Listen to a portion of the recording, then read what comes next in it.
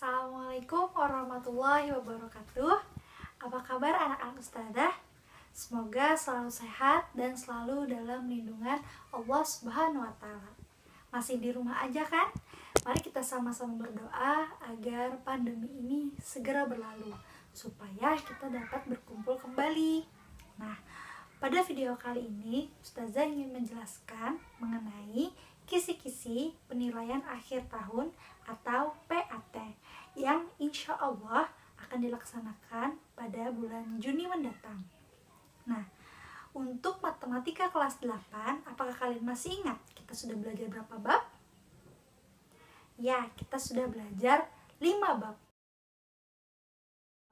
Untuk bab pertama mengenai teorema Pitagoras. Untuk teorema Pitagoras, jumlah soal yang keluar ada 6 soal. Apakah kalian masih ingat apa itu teorema Pitagoras? Teorema Pitagoras berbunyi, kuadrat sisi miring pada segitiga siku-siku sama dengan jumlah kuadrat kedua sisi siku-sikunya. Nah, masih ingat kan teorema Pitagoras itu seperti apa? Nah, lihat pada gambar ini, ingat sisi miring itu letaknya di depan sudut siku-siku. Jadi walaupun gambarnya terbalik atau bagaimanapun gambarnya, ingat sisi miring itu letaknya di depan sudut siku-siku. Nah, itu sedikit pembahasan tentang teorema Pitagoras. Untuk materi selanjutnya yaitu tentang lingkaran dan garis singgung lingkaran. Untuk jumlah soal pada materi ini ada 7 soal. Nah, masih ingatkah kalian apa saja yang sudah kita pelajari di bab ini? Ya, yang pertama ada unsur-unsur lingkaran. Masih ingatkah kalian apa saja unsur-unsur lingkaran? Ya, di dalam lingkaran itu ada yang namanya jari-jari, ada yang namanya diameter, tali busur, juring, apotema, dan tembereng. Masih ingat kan kalian? Nah, itu tadi unsur-unsurnya. Kemudian, di dalam lingkaran itu ada yang namanya sudut pusat dan sudut keliling. Masih ingatkah kalian apa pengertiannya? Ingat, sudut pusat itu besarnya 2 kali sudut keliling, dan sebaliknya, sudut keliling itu setengah dari sudut pusatnya. Di dalam lingkaran ada yang namanya busur dan juring. Masih ingatkah kalian cara menentukan nilai busur dan juring? Menentukan panjang busur lingkaran, rumusnya seperti ini.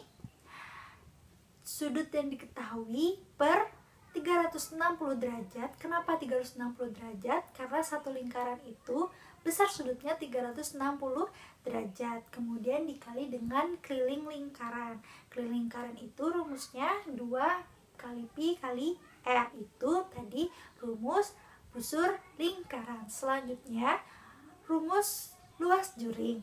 Luas juring rumusnya hampir mirip dengan busur lingkaran. Rumusnya sudut yang diketahui per 360 derajat dikali luas lingkaran. Nah, perbedaannya kalau busur itu dikali keliling lingkaran, sedangkan luas juring dikali luas lingkaran. Ingat luas lingkaran? Ya, pi kali r pangkat 2. Selanjutnya kita masuk ke garis singgung lingkaran. Nah, untuk garis singgung lingkaran ini, dia ada garis singgung persekutuan dalam dan ada garis singgung persekutuan luar. Ini rumusnya. Ingat, kalau persekutuan dalam itu jari-jarinya ditambah, sedangkan persekutuan luar jari-jarinya dikurang. Ingat, D itu adalah jarak antara 2 pusatnya.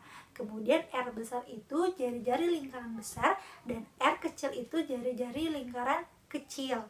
Itu tadi materi tentang bab 2 atau tentang lingkaran.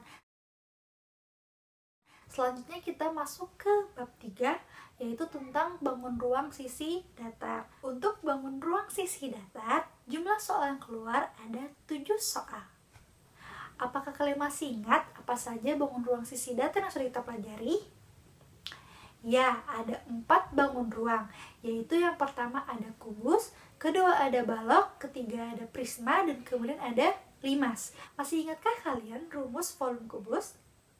Ya, rumus volume kubus itu panjang rusuk pangkat 3, atau sering disebut rumusnya sisi kali sisi kali sisi. Kemudian volume balok yaitu panjang kali lebar kali tinggi. Kemudian volume prisma, luas alas kali tinggi. Kenapa luas alas? Karena prisma itu ada prisma segitiga, ada prisma segi 4, prisma segi 5, tergantung alasnya. Jika alasnya berbentuk persegi, maka luas alasnya diganti dengan sisi kali sisi.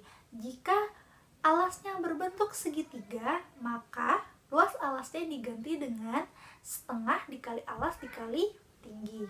Nah, itu tadi rumus volume prisma. Sekarang volume limas. Ingat, bangun ruang yang mempunyai puncak itu selalu memiliki volume 1/3 dikali luas alas kali tinggi.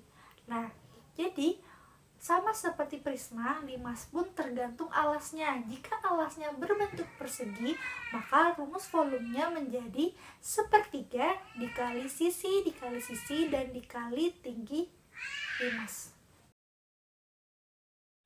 Nah, selanjutnya kita masuk ke bab 4, yaitu tentang statistika.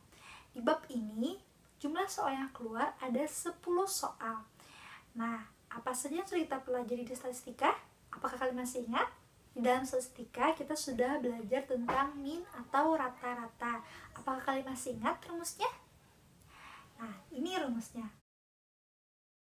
Ingat, sigma itu artinya jumlah. Kemudian kita sudah belajar tentang median. Median itu artinya nilai tengah. Ini rumusnya. Kemudian kita sudah belajar tentang kuartil. Kuartil itu terbagi menjadi 3, yaitu ada kuartil pertama, kemudian kuartil kedua. Kuartil kedua ini sama dengan median. Kemudian yang terakhir ada kuartil ketiga. Nah, ini rumusnya. Kemudian ada yang namanya modus. Modus itu nilai atau angka yang sering muncul atau memiliki frekuensi yang paling banyak. Nah, itu tadi pembahasan sedikit tentang statistika.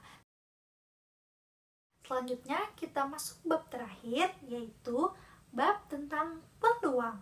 Untuk materi peluang ini, jumlah soal yang keluar di PAT berjumlah 10 soal. Nah, di dalam peluang ada yang namanya ruang sampel. Apakah kalian masih ingat apa itu ruang sampel? Jadi, ruang sampel itu adalah himpunan semua hasil yang mungkin. Dan ruang sampel sendiri dinotasikan atau disimbolkan dengan huruf S. Kemudian ada yang namanya titik sampel. Titik sampel adalah setiap hasil tunggal yang mungkin pada ruang sampel. Jadi titik sampel ini merupakan bagian dari ruang sampel. Kemudian ada yang namanya kejadian. Nah, kejadian itu merupakan bagian dari ruang sampel. Kemudian ada yang disebut dengan peluang empirik. Dan ini pengertian peluang empirik. Masih ingat kan kalian? Kemudian ada yang namanya peluang teoritik.